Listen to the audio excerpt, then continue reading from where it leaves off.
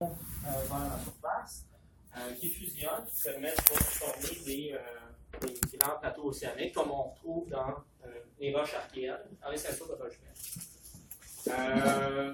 Donc, ça peut être des environnements où on va avoir des roches mafiques en dominance, comme c'est le cas un peu à Rwanda ou en Éthiopie en général.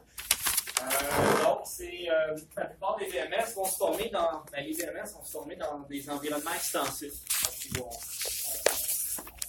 on étire la croûte océanique pour former des zones de fracture où le magma et les fluides vont pouvoir circuler préférentiellement.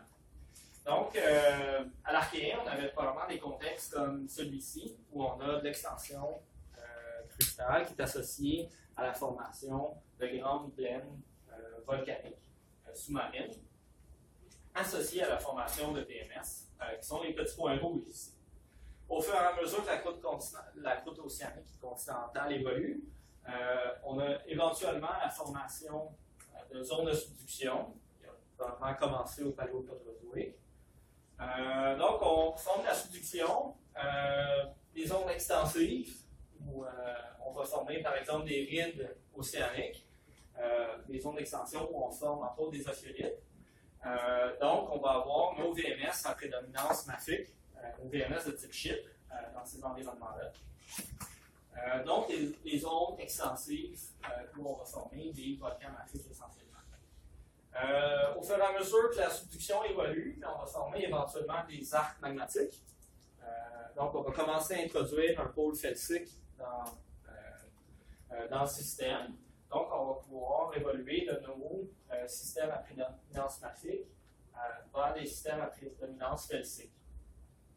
Encore une fois, au fur et à mesure que la croûte océanique et continentale évolue, on va former des environnements, par exemple, d'extension arrière-arc, où on va avoir une croûte continentale beaucoup plus conséquente, puis des environnements vraiment felsiques, où on va former, par exemple, des VMS aurifères, qui sont un peu les équivalents des systèmes épithermaux, mais sous-marins. C'est ça le bassin de Range, je me sens, back-arc. Pas tout à fait. Des back-arcs qui sont intimement liés à la subduction. Donc, on va avoir un volcanisme, une sédimentation qui peut être associée. Le Basin and Range, c'est généralement postérieur à des phases orogéniques. C'est des zones d'amincissement crustal vraiment importants qui ne sont pas nécessairement directement associées à l'extension liée à la subduction. C'est un contexte assez particulier. Je ne peux pas trop m'étendre sur les Basin and Range. Vous allez en entendre parler, entre autres, en géologie historique, peut-être en pétrologie métamorphique. Mais c'est un contexte différent.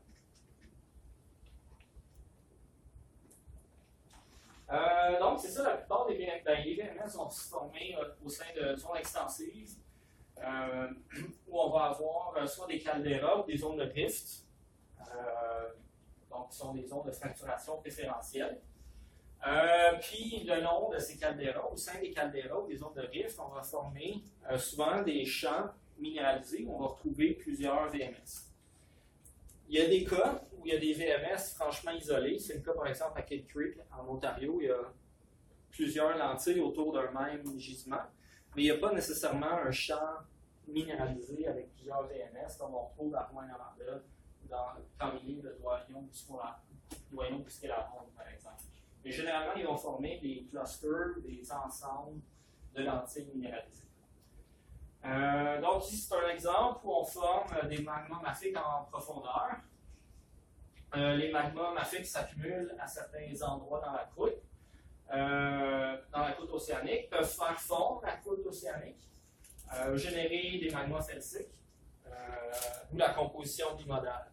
Vous en avez peut-être entendu parler dans les cours de pétrologie minière ou de volcanisme bimodal. Quand on parle de volcanisme bimodal, c'est qu'on a un pôle mafique et un pôle felsique. Ça peut être andésite et dacite ou rhyolite, mais il y a deux pôles. Les roches volcaniques ne vont pas nécessairement faire une suite de basalte andésitique, andésite, dacite, rhyolite. Donc, c'est vraiment deux pôles, un mafique et un felsique. Ce qui est inféré, c'est qu'on a des magmas mafiques qui se forment il y a une fusion locale de la croûte, ça génère des magmas felsiques qui vont remonter vers la surface par densité, puis qui vont former nos environnements volcaniques mafiques avec des petites ondes de violette. Donc, c'est l'environnement qui est suggéré, par exemple, en Abitibi pour former les VMS de type Noranda. Donc, les exhalaisons sous-marines avec un peu plus de détails. Donc, c'est ce que j'ai mentionné tantôt. Essentiellement, on a des eaux sous-marines, l'eau froide, océanique, qui va pouvoir pénétrer sous pression à l'intérieur des fractures ouvertes sur le fond océanique. Donc, il y a une porosité secondaire qui est induite par les fractures dans le plancher océanique. On va avoir des eaux riches en soufre oxydé, SO4, plus ou moins alcalines, pH autour de 7, 7,5, 8. Dépourvus de métaux, donc généralement pauvres en métaux, ils vont circuler dans la croûte océanique. Donc, les eaux sous-marines pénètrent à l'intérieur des roches. On va avoir une chambre magmatique, souvent constituée de magma soit mafique ou felsique. Souvent, on va avoir une intrusion aussi qui peut jouer le rôle de moteur thermique. Donc, on va avoir une interaction entre l'eau de mer, les roches mafiques ou felsiques océaniques. Donc, on va lessiver les métaux des roches environnantes. Donc, les fluides hydrothermaux chauds, plus ou moins acides et réducteurs qui vont résulter de l'interaction, vont remonter vers la surface dans les fameux fumants noirs, puis déposer les métaux dans les fameuses cheminées, les fumants noirs, avec le black smoke, qui est essentiellement les grains de sulfure qui précipitent puis qui vont former les cheminées. On trouve souvent de l'anhydrite ou de la barytine, donc des sulfates qui vont aussi constituer les cheminées. Ça va permettre de cimenter puis ça va amalgamer les sulfures qui vont former les cheminées. Encore une fois, l'échelle, vous voyez ici, c'est dans la centaine de mètres. Donc, ce n'est pas des gisements qui ont nécessairement une empreinte. Bien, ils peuvent avoir une empreinte hydrothermale assez importante, mais vraiment, les ondes de sulfure massif vont avoisiner les 100-200 mètres.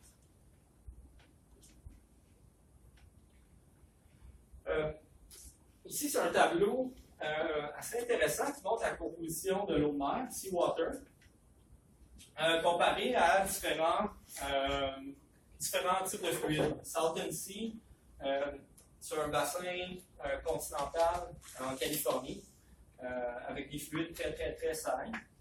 La mer Rouge, même chose. Kuroko, c'est au Japon. C'est un district où on forme des VMS. Il y a des VMS de formés. EPR, je ne sais pas si EPR, c'est le long d'une ride océanique. SJFR, la ride de Juan de Fuca. Fait que si vous comparez, par exemple, le cuivre, peut-être pas de cuivre dans l'eau de mer, mais si vous analysez certains de ces fluides hydrothermaux, vous allez voir qu'il y a des anomalies en cuivre, 1, 5, 3 milligrammes par gramme de fluide.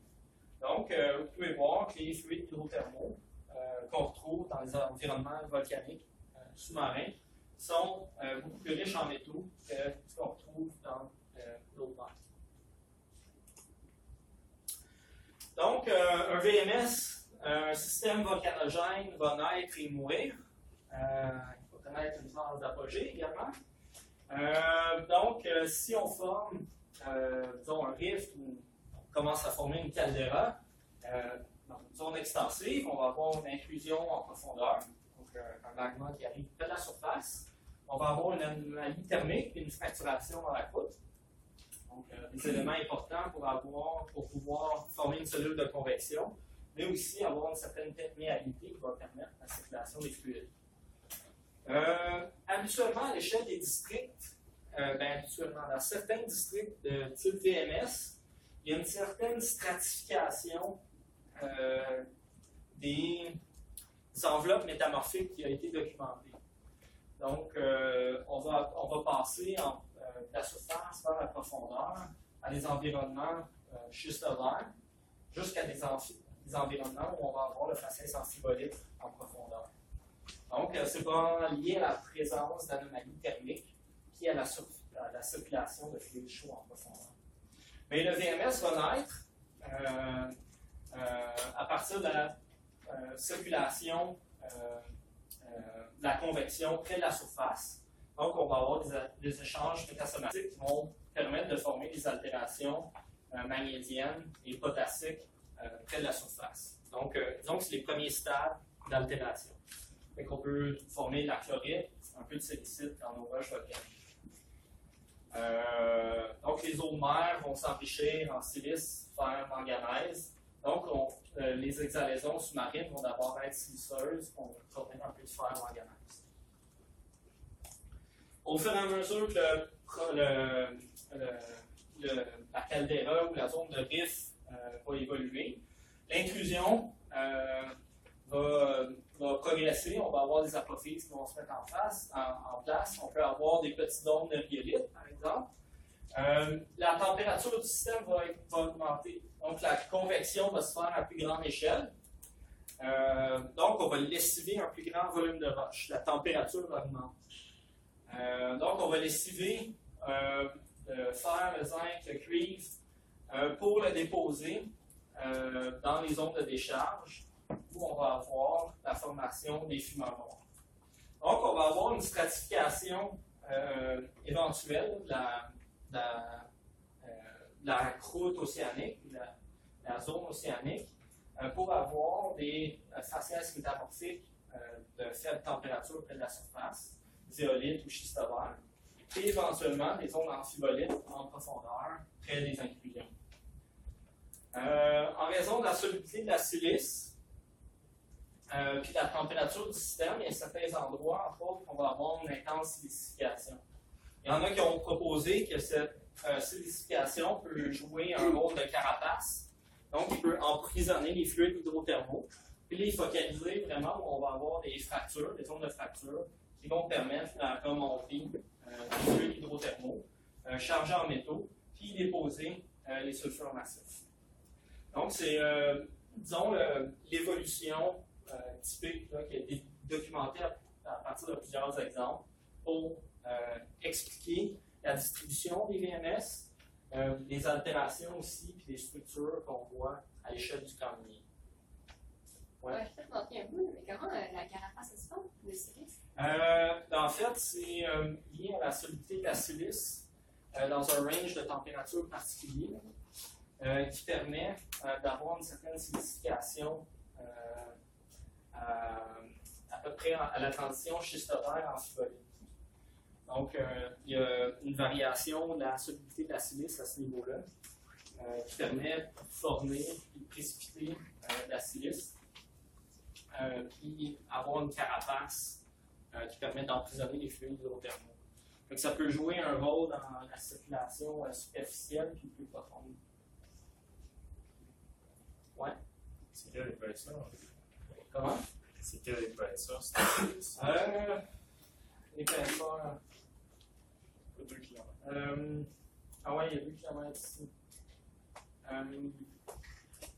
À cette épaisseur-là, ouais, il y a une échelle qui est dessinée. C'est un dixième de ça. Comment? C'est à l'échelle, dans le fond. Ouais. Ça peut être plus que ça quand même, ou moins. Ça dépend des camps miniers, hein. Mais ouais, ok, ça semble raisonnable. Ça a été construit à partir d'exemples, surtout abitibiens. Mais donc, c'est l'exemple classique pour le type bimodal mafique, avec des dômes felsiques qui vont être centrés sur les zones de fracture où on va avoir des remontées felsiques. Mais c'est un modèle général qui explique et qui montre quand même l'envergure, l'échelle des enveloppes d'altération. Souvent, les VMS vont avoir une échelle de la centaine de mètres pour les corps minéralisés de sulfure massif ou les stockwork. Mais les zones d'altération peuvent être vraiment monumentales et faire plusieurs kilomètres.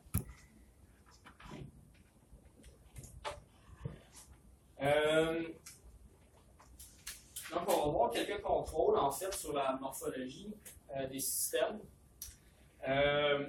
L'eau de mer a une certaine densité, un peu supérieure à 1 parce qu'elle est salée.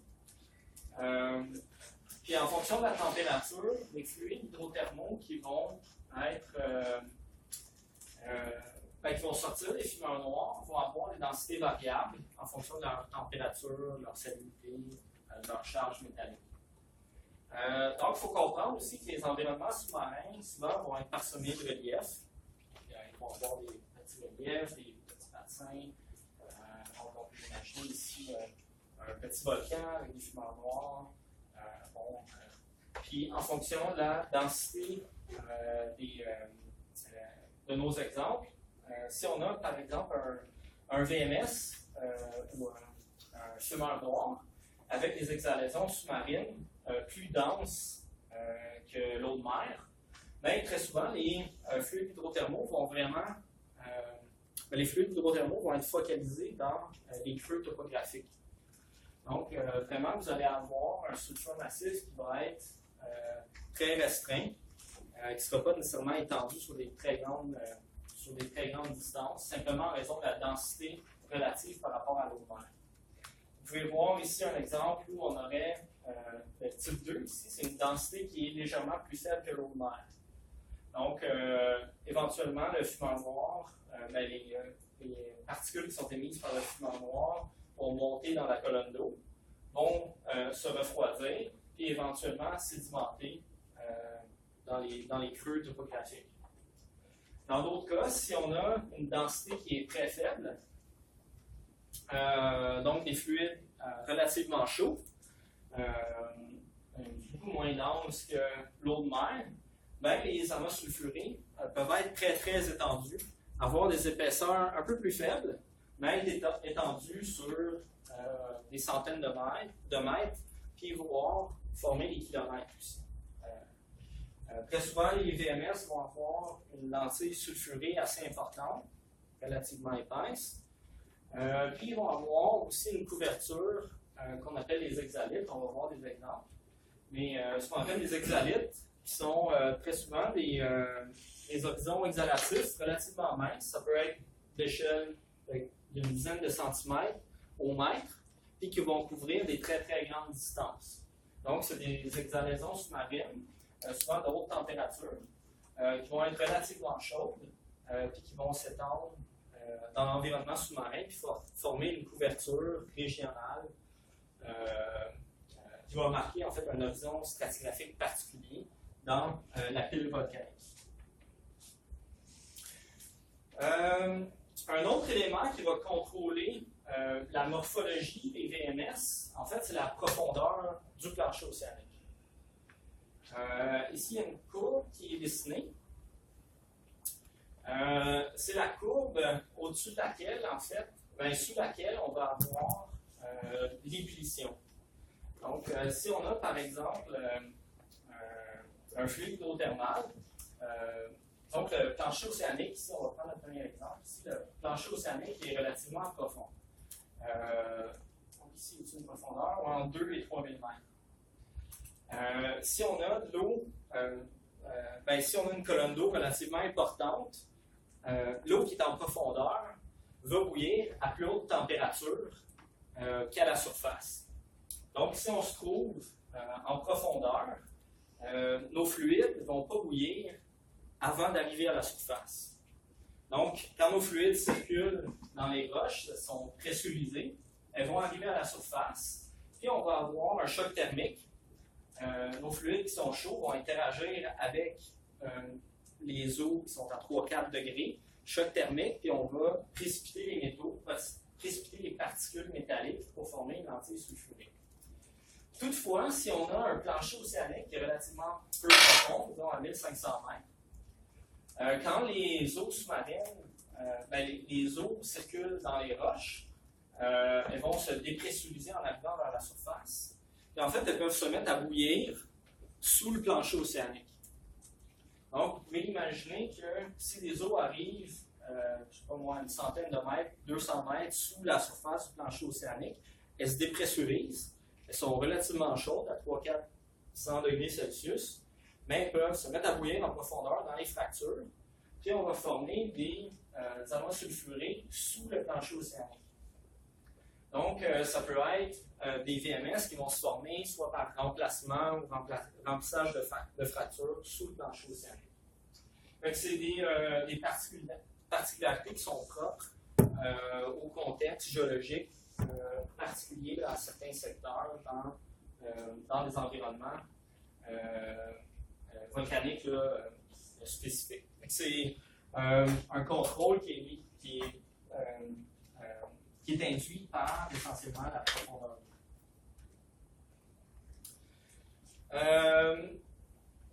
La chimie des systèmes va également influencer la précipitation des métaux. Si on regarde ici, c'est un diagramme du pH. Donc, pH acide à gauche, alcalin à droite. L'eau de mer, c'est à peu près ici, à 7 points quelque chose. On a la température en Y. Puis on a les courbes de solubilité pour différents métaux. Donc, le cuivre ici, le pointillé, donc avec les teneurs en cuivre dans les fluides les plus élevés à température plus élevée. Puis au fur et à mesure que la température baisse, là, on va avoir une baisse de la solubilité du cuivre. La solubilité du zinc et du plomb, elle est surtout fonction du pH du fluide hydrothermal. Donc, vous pouvez voir que les lignes d'isoconcentration sont surtout verticales, puis vont être essentiellement dépendantes du pH. Donc, si on a des températures relativement élevées, de l'ordre de 250-300 degrés Celsius, on va pouvoir transporter le cuivre, le zinc et le plomb dans des environnements quand même assez acides à température élevée. Donc, si on augmente le pH, par exemple avec le mélange d'eau de mer qui serait à pH un peu plus haut que 7, si on diminue la température également, bien, on va pouvoir transporter les métaux à température élevée. Quand on a l'interaction avec l'eau de mer, on va précipiter les métaux parce qu'on traverse les courbes de solubilité à la fois du cuivre, du zinc et du plomb. Donc, ça permet d'expliquer pourquoi dans les VMS, à des températures relativement élevées, on a des gisements de cuivre, de zinc et de plomb. On va voir que dans les SEDEX, à la fin du cours, on a surtout des gisements de zinc et de plomb. C'est des gisements qui sont généralement formés à plus basse température, entre autres pour cette raison-là.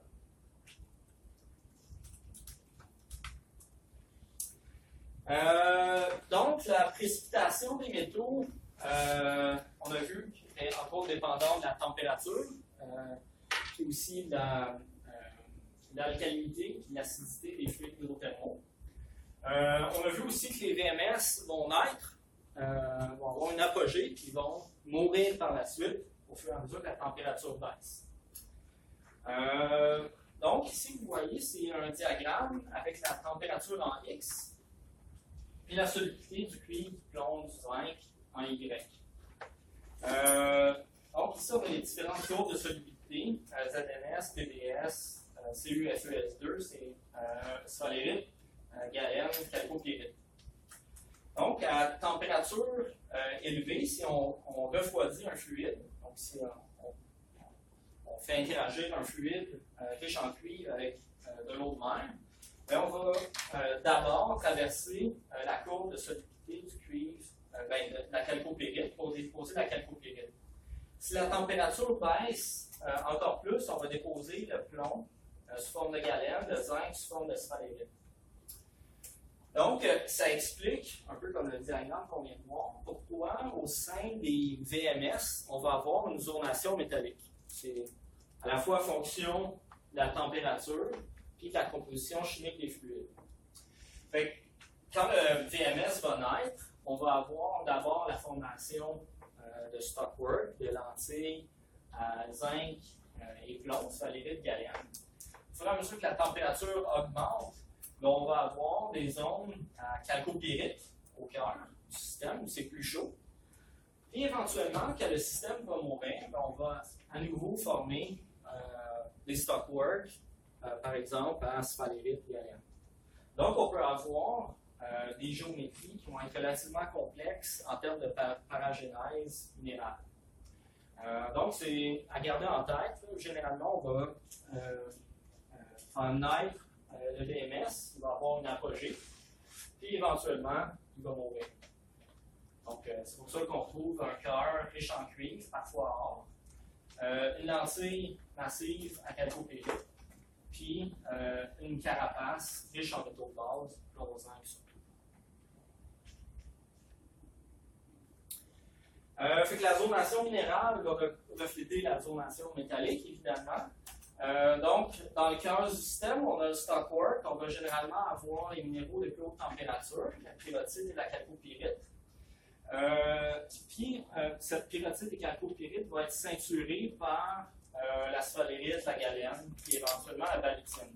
Donc, il va avoir une zonation autour du cœur du système, une zonation métallique qu'on peut représenter par des diagrammes comme ceux-ci, mais qui va être également représenté dans le minerai qui va être miné. Donc, très souvent, dans les gisements de sulfure massif, on va avoir des zones qui sont particulièrement riches en zinc, d'autres à cuivre. Ça reflète le mode génétique de formation des gisements de type VMS. Il y a un indice qui est utilisé aussi parfois, c'est le rapport cuivre sur cuivre plus zinc, qui peut être utilisé pour caractériser certaines zones dans les VMS. Donc, en fonction du rapport cuivre sur cuivre zinc, on peut le faire à différents endroits dans un système. Et généralement, les zones les plus riches en cuivre vont avoir le rapport cuivre zinc plus élevé, évidemment. Ça va généralement être dans le cœur du système.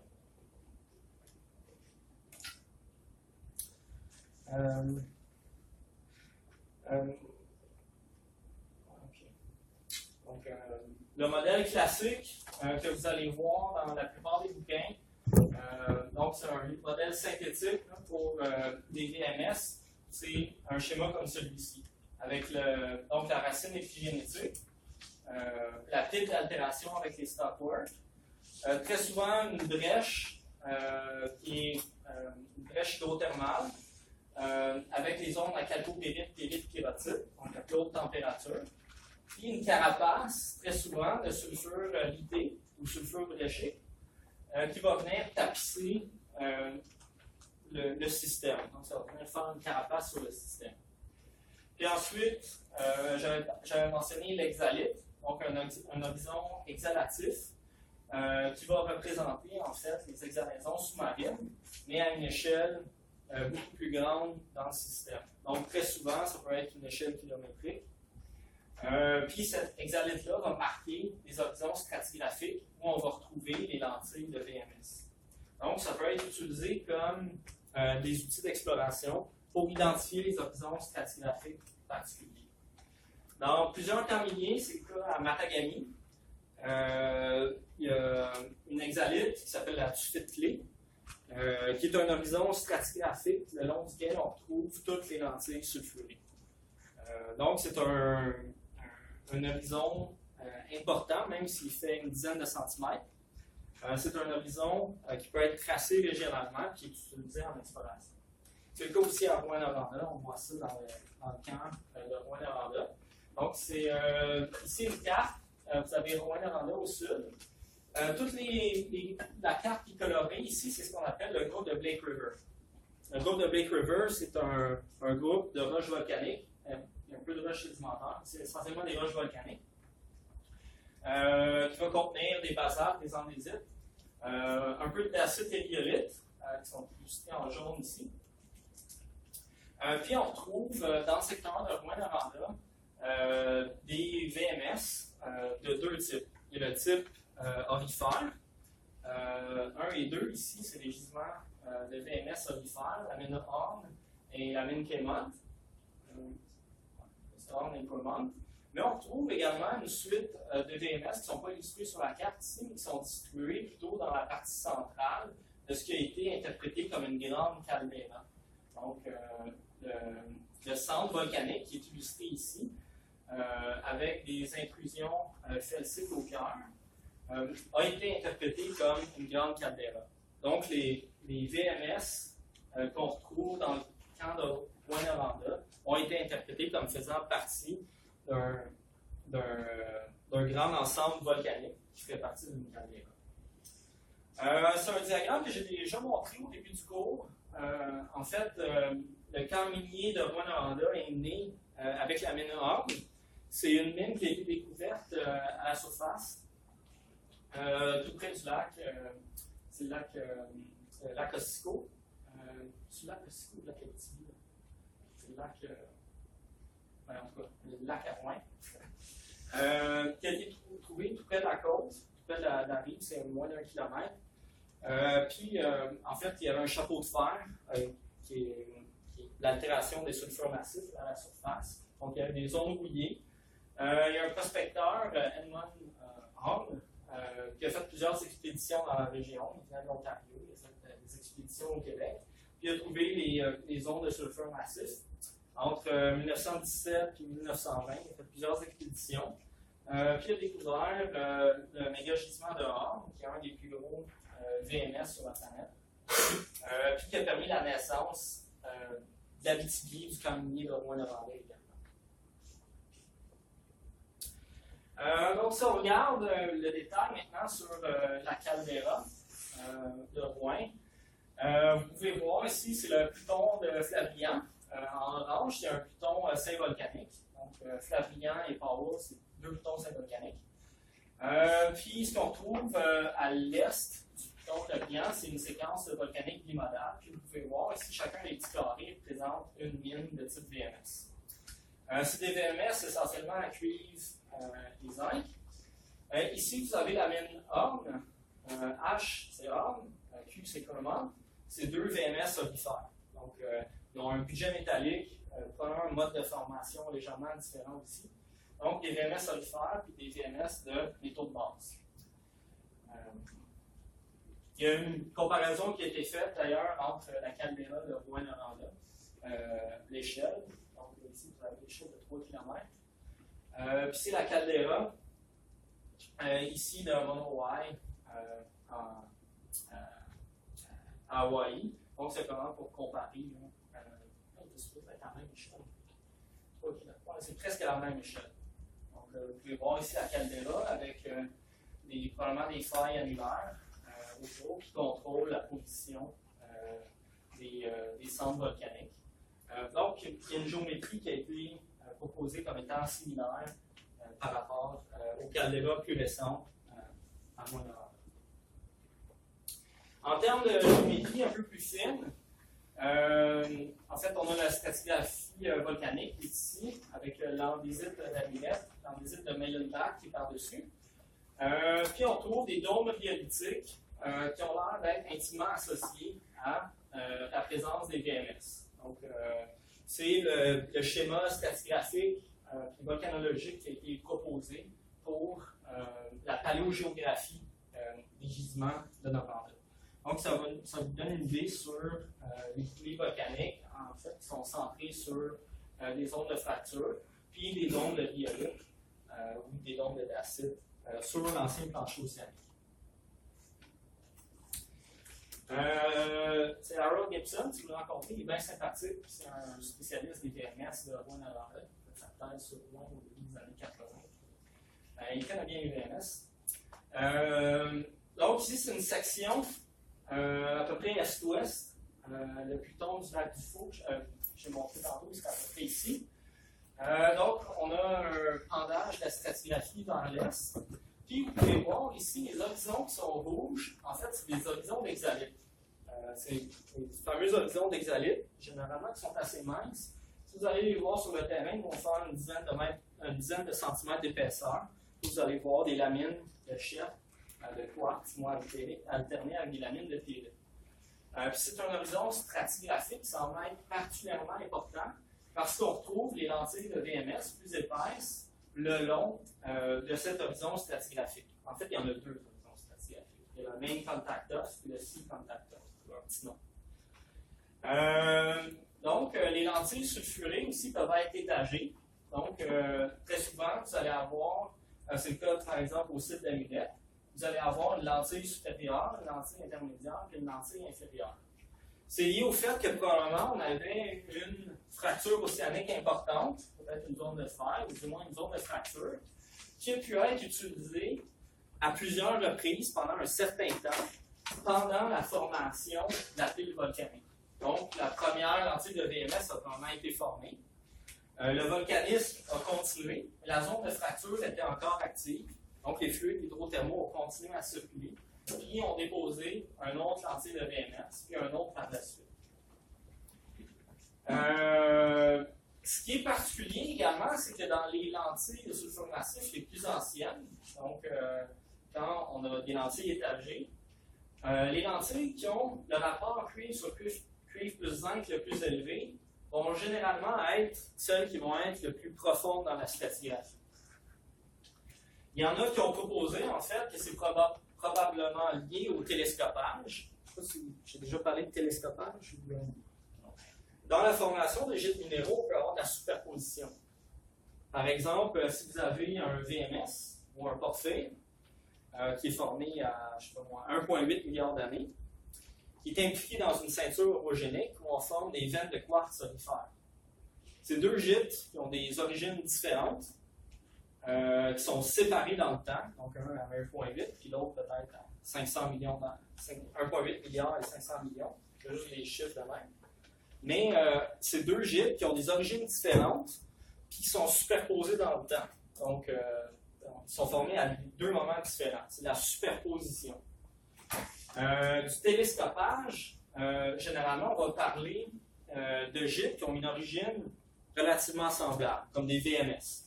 On peut former une première lentille de VMS, puis une seconde qui va être légèrement plus jeune. Mais à l'échelle des temps géologiques, 1, 2, 3 millions d'années, c'est relativement court. Donc, c'est des gîtes qui sont relativement rapprochés dans le temps, qui ont une origine relativement commune. Donc, la deuxième lentille qui a été formée ici a probablement été télescopée sur la lentille la plus ancienne. Donc, c'est un système télescopé.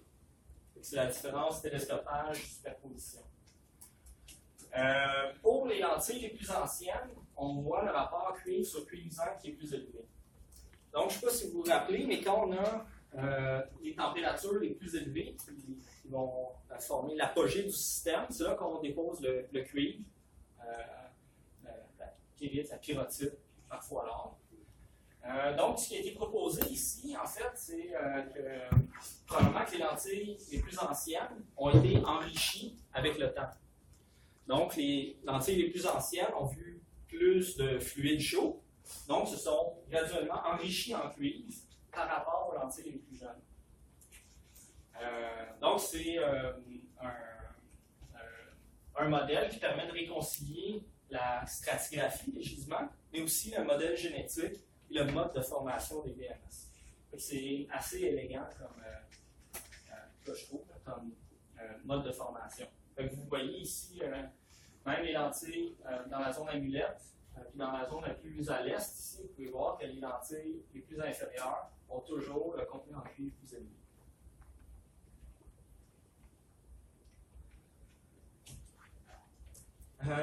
Donc, encore un autre diagramme qui montre en fait la minéralogie avec la lentille syngénétique, le sulfure massif, la racine épigénétique, avec les différentes enveloppes d'altération.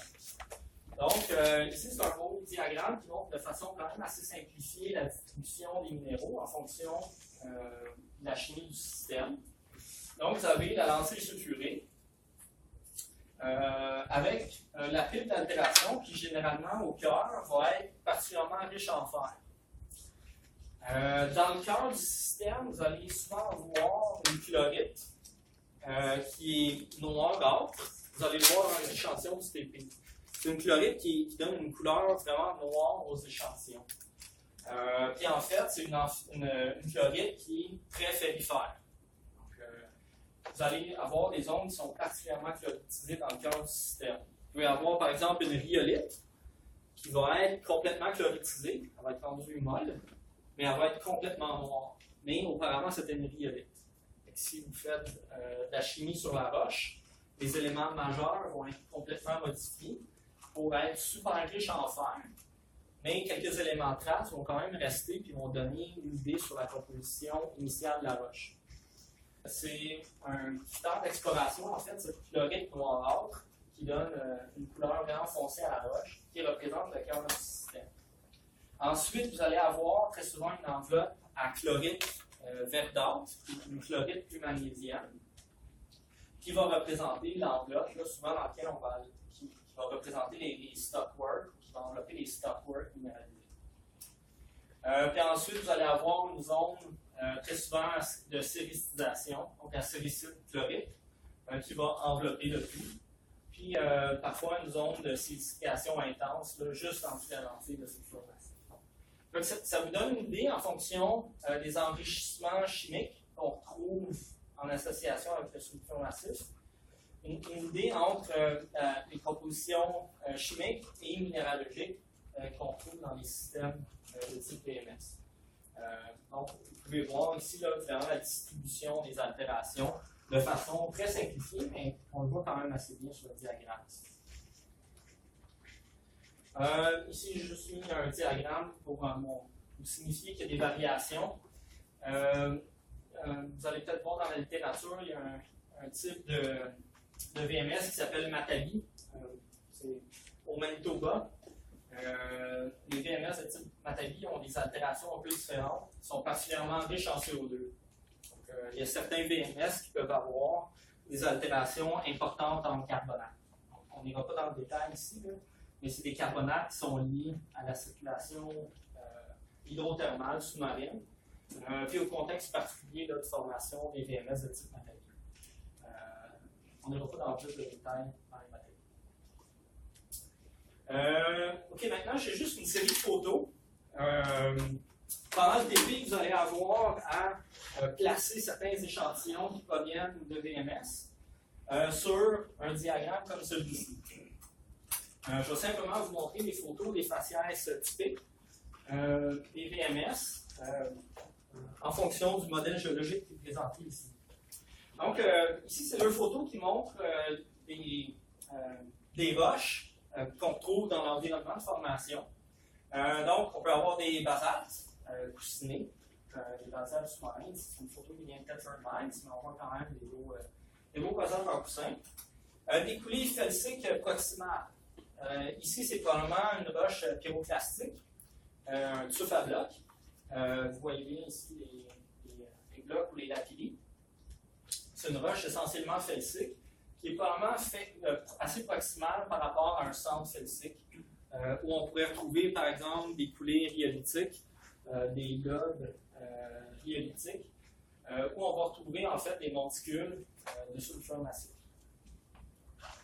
Parfois, il y en a qui appellent ça le mill rock. C'est le genre de roche que tu vas éventuellement envoyer au moulin. Mill rock. Donc, ça, c'est les deux photos de roches encaissantes. Ça, on regarde maintenant les pics d'altération. Ça, c'est un exemple qui provient des. Je pense que c'est une mine.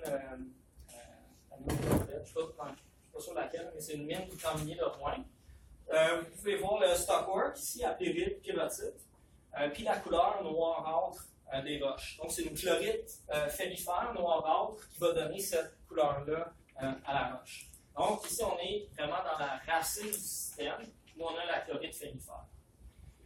Ici, un autre échantillon avec un stockwork. Vous pouvez voir la chalcopyrite, la pyrrhotite, dans une roche fortement silicifiée. Donc, c'est vraiment l'habitus assez typique pour ces roches-là. Dans la pipe d'altération, vous avez très souvent un enrichissement en fer magnésium, puis légèrement en aluminium. On a vu qu'il y avait une certaine silicisation parfois. Donc, dans la silicite, il y a un peu d'aluminium. Donc, si vous avez initialement une pipe d'altération qui contient de la chlorite, avec la silicite, donc vous avez un contexte, vous avez un peu de potassium, aluminium et magnésium, la roche, la composition chimique de la roche va être assez modifiée par rapport à ce que serait un basalte ou une rhyolite. Donc, si on métamorphise cette type d'altération, on peut arriver pour former des roches avec une minéralogie particulière. À Rouyn-Noranda, c'est le cas ailleurs aussi dans le monde, on retrouve des roches à cordiérite endophilite, qu'on appelle la dalmatianite. La dalmatianite, simplement parce que la roche est assez tachetée. Puis ce que vous voyez ici, les petites boules, c'est des porphyroblastes de cordiérite. Donc, c'est assez anomalique là, pour des roches basaltiques. Ici, c'est des basaltes en coussin. C'est un close-up de basalte en coussin. Puis vous voyez, ce pas des amidules, c'est vraiment des porphyroblastes de cordillérite qui donnent le nom typique là, de la dalmatianite à ces roches qu'on retrouve sous les lentilles de sulfure massif. Puis c'est une roche qui peut être utilisée également comme outil d'exploration. Donc, si vous êtes en mesure d'identifier ces zones d'altération à cordillérite, vous pouvez peut-être interpréter la présence d'un système de type VMS parce que bon, la chimie et la minéralogie évoquent ce type d'environnement. Donc, on a vu les roches encaissantes, la pile d'altération. Donc, vous allez avoir également une carapace ici, un amas sulfuré qui peut être constitué de sulfures laminés. Donc, des sulfures qui vont se déposer sur le fond océanique. Vous pouvez retrouver des textures qui vont évoquer, par exemple, des cheminées. Donc, très souvent avec des textures concentrées, des vides qui peuvent être remplies par d'autres minéraux par la suite. Donc, ça peut donner une texture un peu bréchique à la roche. Donc, il faut comprendre que les fumeurs noirs vont se construire, vont également s'effondrer sous leur poids pour former des zones de brèche de sulfure massif. Sulfure bréchique, constitué presque à 100% de sulfure. Donc ici, c'est un exemple. Vous avez une espèce de conglomérat. Vous pouvez voir des failles. Un conglomérat ou un grès qui est formé essentiellement de sulfure. Et c'est une roche très, très, très proximale qui est formée par soit l'érosion d'un sulfure massif ou la bréchification d'un monticule de sulfure. Donc, ça témoigne du dynamisme de ces environnements-là.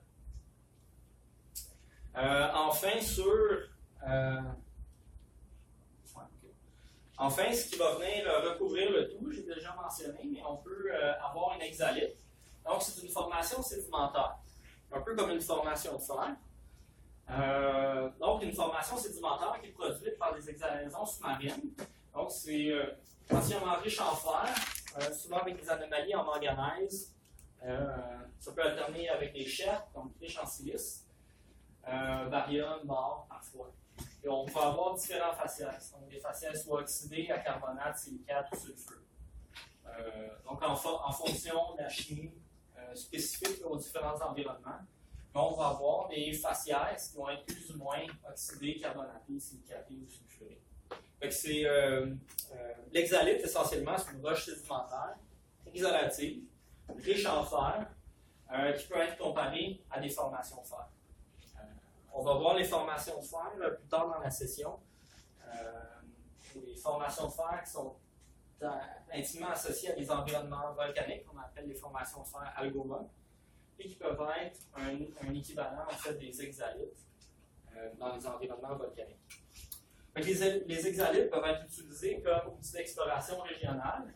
Donc, c'est ce qu'on voit ici, par exemple, la plupart des lentilles sulfurées qui sont situées le long d'horizons exhalatifs marqués par les hexalites. Donc, ici, vous avez une coulée volcanique, l'andésite d'Amulette, qui a été silicifiée. Vous pouvez voir que la roche est rouillée, donc elle contient des sulfures. Il y a l'horizon d'hexalite qui est ici. C'est une roche qui est composée de silice avec des lamines de sulfure qui fait 10-15 cm d'épaisseur. Puis vous avez une autre andésite qui est par-dessus, qui, elle, contient presque pas de sulfure et n'est pas silicifiée. Donc, vous pouvez voir ici qu'il y a probablement un ancien plancher océanique qui a été altéré. Il y a eu des exhalaisons sous-marines. Puis ensuite, il y a eu une nouvelle coulée andésitique, basaltique qui est venue recouvrir le tout. En fait, ici, sur cet exemple-là, on se trouve tout près d'Amulette, où on a, c'est Amulette C, où on a une lentille de sulfure massif qui se trouve à peu près à 100 mètres de cet affleurement-là. Donc, ça vous donne une idée un peu de l'échelle des processus. Les horizons stratigraphiques où on retrouve les VMS peuvent être à la fois riches, disons, contenir les hexalites, mais ils peuvent contenir d'autres minéraux manganifères, entre autres des nodules de manganèse ou des horizons, des lamines manganifères, qui sont liés en fait à l'enrichissement en manganèse des eaux sous-marines près des zones d'exhalaison. Donc, vous allez avoir des roches qui vont être particulièrement riches en fer et en manganèse, avec des textures comme celle-ci. Vous voyez, ça, c'est des petits nodules de manganèse. Donc, c'est des anomalies chimiques qu'on peut voir au niveau de la minéralogie, mais aussi si on analyse des roches qui sont associées au VMS. Ici, j'ai juste 2-3 slides sur les VMS de type chip. Donc, c'est les VMS qui sont associés. Ceux qu'on vient de voir, c'est les VMS de type Noranda. Ici, c'est essentiellement les VMS de type chip. Donc, c'est généralement les VMS qui vont être formés dans des environnements presque exclusivement mafiques, comme des ophiolites. Donc, vous pouvez voir ici une dorsale océanique qui est en train de se former avec des petits volcans où va se concentrer la formation de monticules de sulfure massif puis de fumant noir. Ici, sans nécessairement aller dans le détail de la stratigraphie du système, on peut voir qu'en fait, les zones.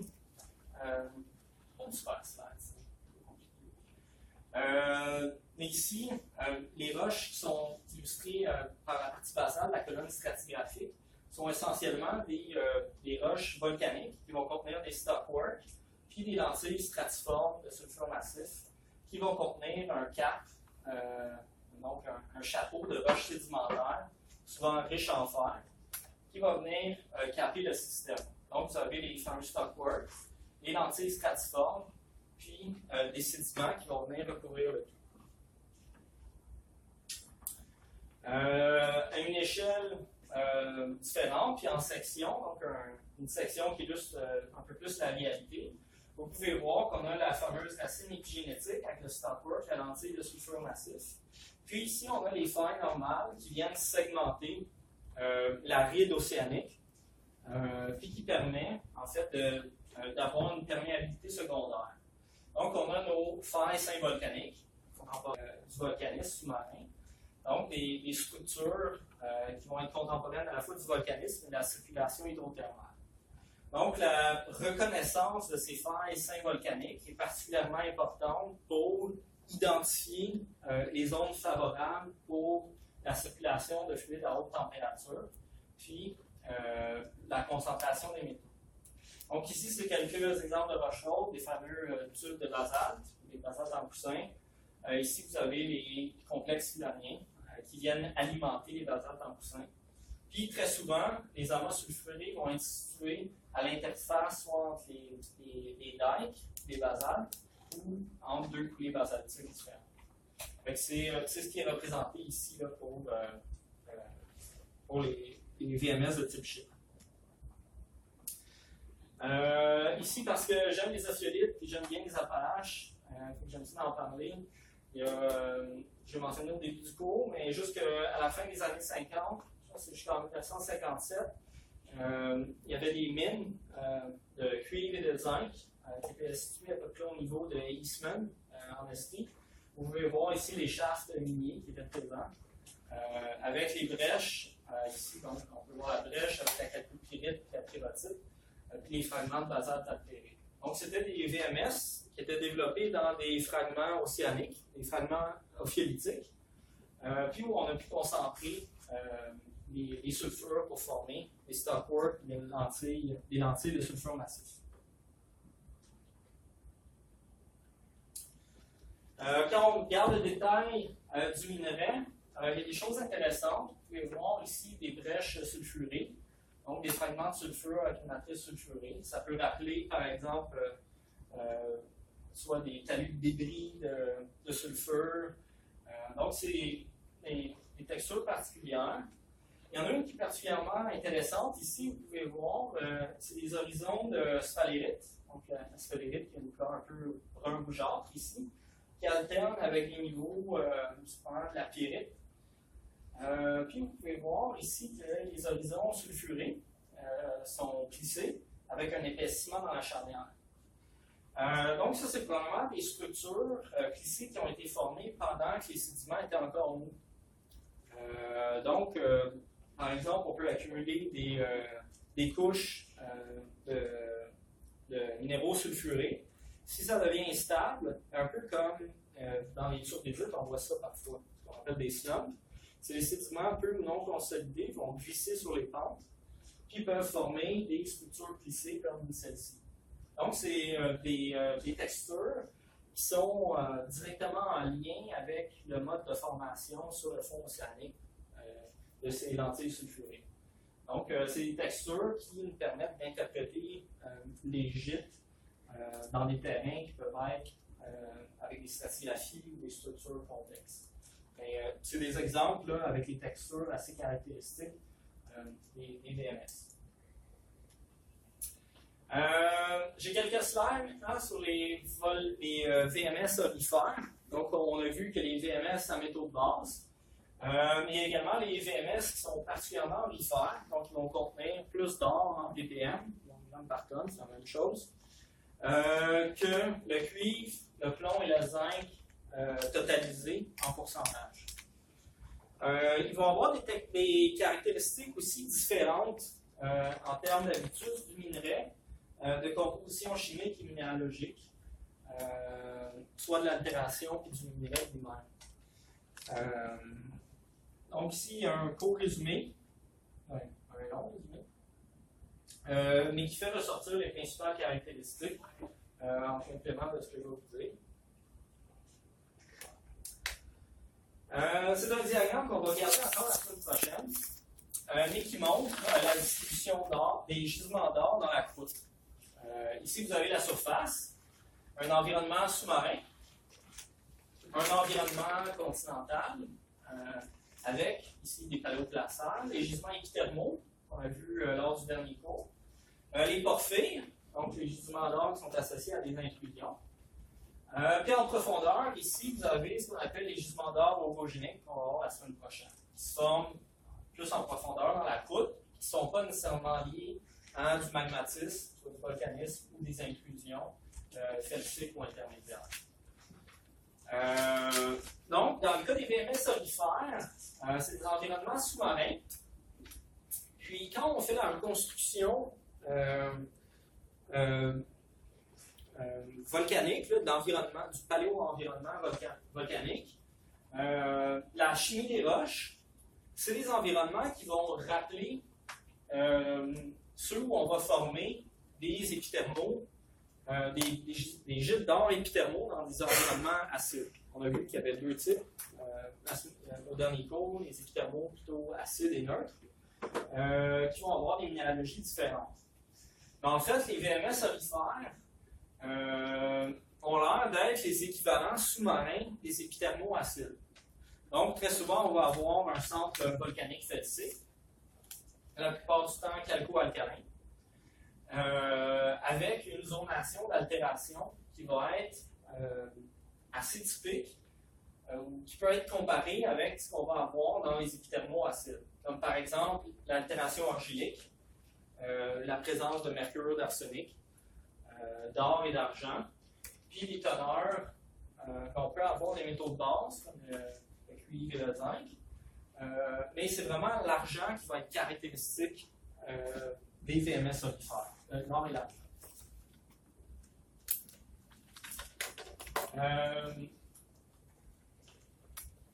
Donc, essentiellement, il va être formé à proximité de centres volcaniques, felsiques ou intermédiaires. Donc, ici, vous pouvez voir des dômes de rhyolite qui sont illustrés avec une racine d'altération hydrothermale. Au niveau des altérations, on a vu aussi que la semaine lors du dernier cours que dans le cadre dans le contexte des épithermaux acides, on va avoir des fluides très acides qui vont circuler dans la roche, la lessiver, puis former des zones d'altération à silice, donc des zones très très siliceuses, puis avec des altérations argiliques également. Donc on va former des argiles, puis de la silicite, en lien avec des zones très siliceuses. C'est là qu'on va trouver l'or.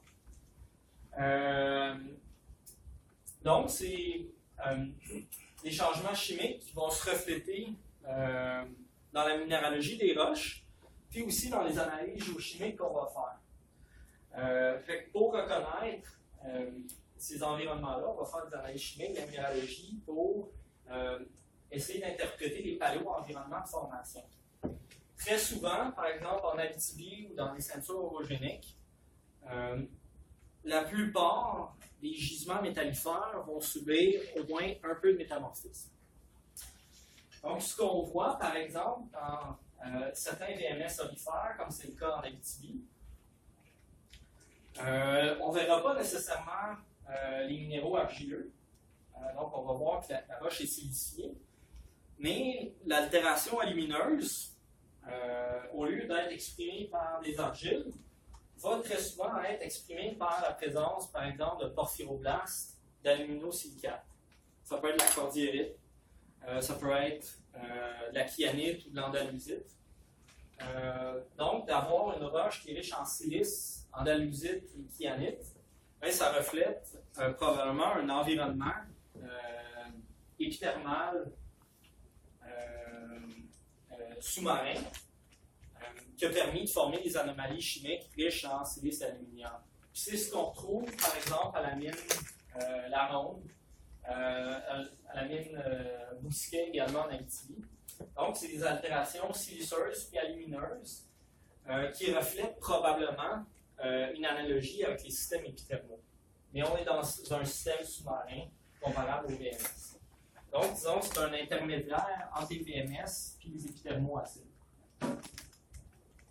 Les principaux exemples, on est bien garni au Québec. On va parler de la mine Orbe, à Rwanda, Commande, La Ronde, Bousquet, Montauban, que vous avez visité au premier camp de terrain, c'est un VMS olifère. Donc, on trouve des zones riches en zinc, mais aussi des zones riches en or, qui rappellent les VMS olifères. Donc, il y a des zones qui sont très riches en silimanite cordierite.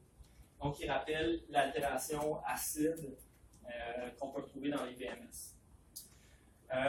Boliden, c'est en Finlande, Mount Morgan en Australie. Donc, ce n'est pas des gisements qui sont si communs à l'échelle globale.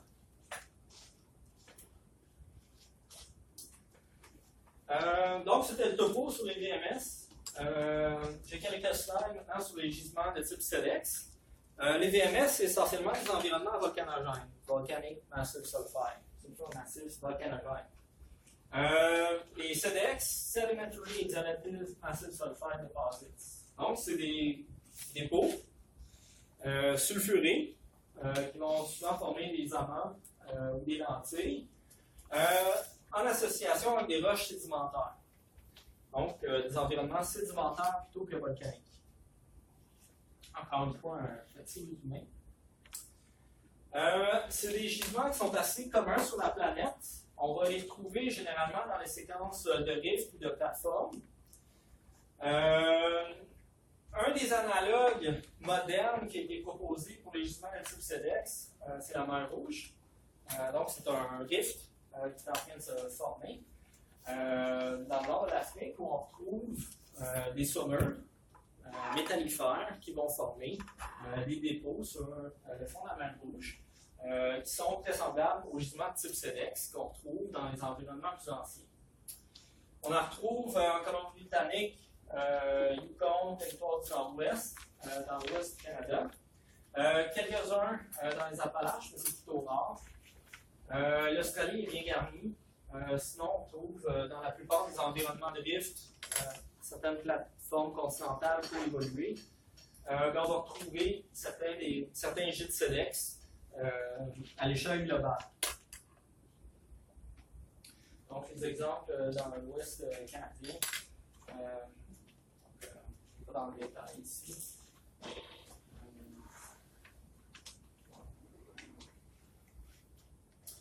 Les gisements de type SEDEX, c'est essentiellement des gisements de plomb et de zinc. C'est les deux principaux métaux de base qu'on va retrouver. Il y en a certains qui sont particulièrement riches en argent. Mais disons que c'est surtout des métaux de zinc et de plomb. Si on regarde, par exemple, les ressources, les réserves en zinc au niveau, je pense que c'est au Canada. Je sais pas si c'est au Canada ou je pense que c'est au niveau mondial. suis pas sûr si c'est au niveau mondial ou juste au Canada. C'est marqué au Canada, on va voir. C'est ça? Ah, ça, c'est la référence. Mineral Deposits of Canada. Je ne suis pas sûr si c'est à l'échelle globale ou au Canada. Je pense à l'échelle globale. Mais vous pouvpouvez voir que le SEDEX, les gisements de type SEDEX, représentent des ressources vraiment importantes en zinc. C'est parmi les plus gros gisements de zinc de la planète. Donc, c'est des ressources importantes pour ce métal-là. La production de zinc à partir des SEDEX en 2004 était pas nécessairement ce qu'elle pourrait être en fonction des réserves et des ressources qui existent. Donc, probablement que les SEDEX vont être appelés encore à être développés pendant les prochaines années. Il y a deux principaux types qui ont été proposés. Le type MacArthur, le type Selwyn. C'est deux pôles qui ont été proposés. Un où on retrouve essentiellement des roches carbonatées, puis des roches silicoclastiques dans le type Selwyn. Donc, Selwyn, essentiellement silicoclastique. MacArthur, on va trouver souvent des carbonates. Donc, ça va représenter l'environnement de formation. Donc, dans le type Selwyn, on va avoir des bassins épicontinentaux, donc en marge d'un continent, avec une composition marine, souvent va être formée au sein d'un rift. Donc, des bassins épicontinentaux marins qui sont formés au sein d'un rift. Donc, on va avoir des roches silicoclastiques, des grès, des conglomérats. Puis, on peut avoir des basaltes aussi qui vont combler le bassin des rifts.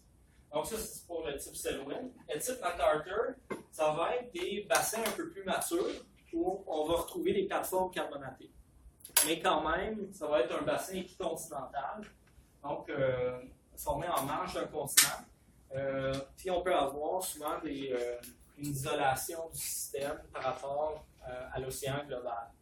Donc, on va avoir des bassins légèrement différents dans le type MacArthur ou Selwyn, avec des assemblages hydrologiques différents.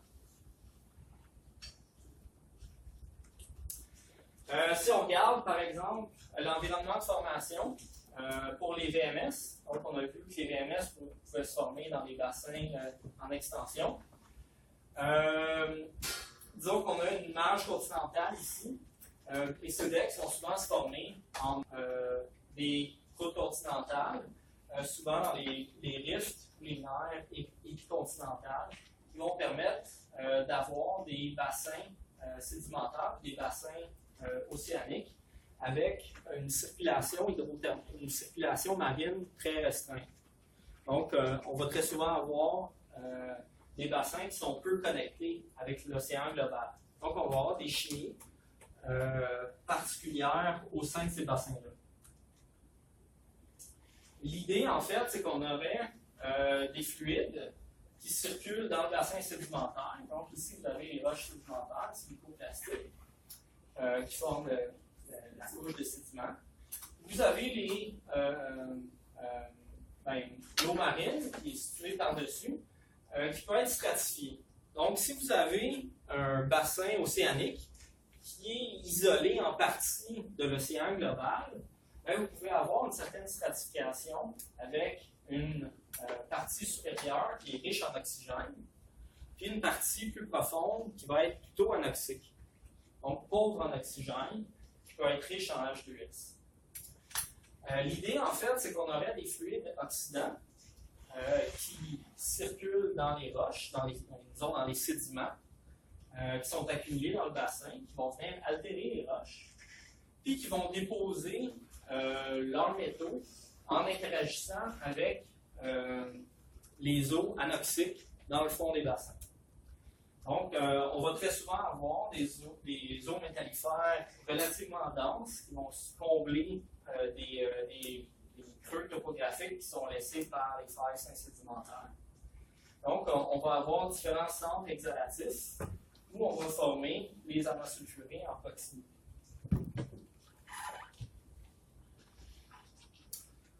Ici, c'est juste un diagramme un peu plus compliqué pour montrer à peu près la même chose. On peut enlever l'année prochaine. Mais donc, on voit un bassin de rift avec des coulées volcaniques, des roches silico-plastiques, puis essentiellement les lentilles sulfurées qui sont formées à proximité des failles sédimentaires à l'intérieur du rift ou qui limitent le rift à sa périphérie. Donc, c'est grossièrement une stratigraphie qui peut être relativement complexe dans l'ensemble, mais qui montre la distribution puis la géométrie des amas sulfurés dans un bassin comme celui-ci. Je pense qu'il me reste 2 slides. Donc, un des principaux gîtes de type SEDEX au Canada, gisement de Sullivan. Vous avez d'ailleurs des échantillons de Sullivan dans le privé. Donc, la mine Sullivan, c'est essentiellement une mine de plomb zinc avec des zones d'altération assez licites et albitique qui peuvent avoir une étendue régionale. Donc, vous voyez ici l'échelle, ça c'est 1 km. L'échelle entière, c'est 2 km. Donc, des zones d'altération, des enveloppes d'altération qui peuvent être assez importantes, puis qui vont servir de guide d'exploration qui identifie le cœur du système minéralisé. Donc, essentiellement des altérations à silicite. C'est des systèmes qui peuvent également être riches en bore, donc on peut former des tourmalinites, donc des roches riches en tourmaline. À proximité des évents, des zones d'exhalaison sous-marine. Ici, vous voyez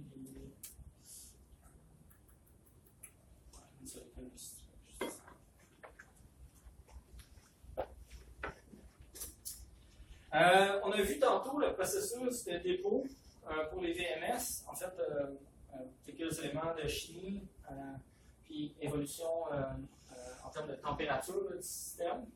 On a vu que dans les systèmes à plus haute température, comme dans les VMS, qui sont à 250-300 degrés Celsius, par des fluides chauds, là, on va avoir essentiellement le transport de cuivre, de zinc et de plomb par les eaux hydrothermales. Quand on a une baisse de la température drastique, une augmentation du pH, on va précipiter les différents métaux pour former la zonation qui est caractéristique au VMS. Dans le cas des SEDEX, c'est des températures plus faibles, de l'ordre de 100-150 degrés Celsius. Donc, les principaux métaux qui vont être transportés vont être le plomb et le zinc dans des roches qui peuvent être relativement acides. Donc, quand on va avoir un mélange aux eaux acides à température relativement faible, qui vont interagir avec les eaux sous-marines, disons les eaux plus ou moins alcalines à 7 ou 8 de pH, on va avoir un gradient chimique important qui va nous permettre de traverser les courbes de solubilité du plomb et du zinc. Donc, c'est pour cette raison-là qu'on a essentiellement des gisements de plomb et de zinc plutôt que de cuivre dans le cas des SEDEX.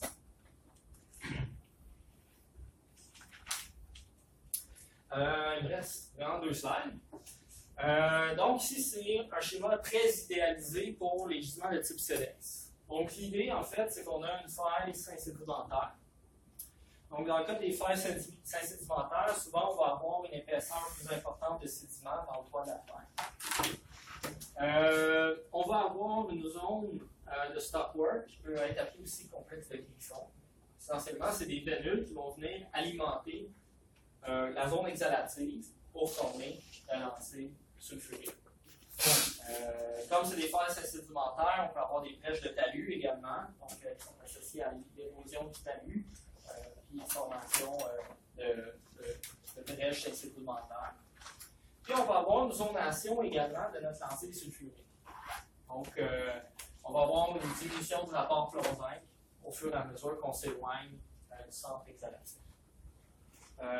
On peut avoir des produits hydrothermaux distaux qui vont ressembler aussi aux exhalites qu'on voit dans les VMS. Donc, ils peuvent être riches en pyrite, manganèse, donc former des horizons riches en fer, ça peut être magnétite, hématite, carbonate, riches en manganèse. Donc, ça va marquer des horizons stratigraphiques où on peut retrouver les SEDEX dans la pile sédimentaire. Ici, je vous ai vraiment mis une photo d'une minérale stratifiée. Donc, vous pouvez voir ici les couches de sphalerite. plutôt beige rougeâtre. Les couches de galène qui alternent les uns après les autres. Donc, c'est le minerai ici d'amine solvent. Donc, on voit que c'est sédimentaire. On voit bien les différentes couches métallifères. Puis c'est caractéristique des SEDEX, donc des thermostructurés exhalatifs. Donc, c'est le topo sur les VMS, Scarlin et SEDEX que je vais vous faire. Vous allez avoir un TP comme à la plupart des semaines. Donc, ça, on se revoit tantôt vers 1h. C'est vraiment juste Lucille puis Jean-Marc qui vont être. Je passerai vous voir pour la correction du TP. Donc, c'est cela. On voit 1h.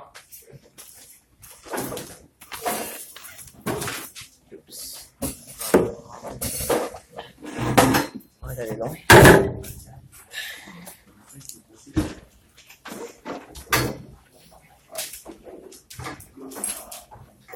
Ouais.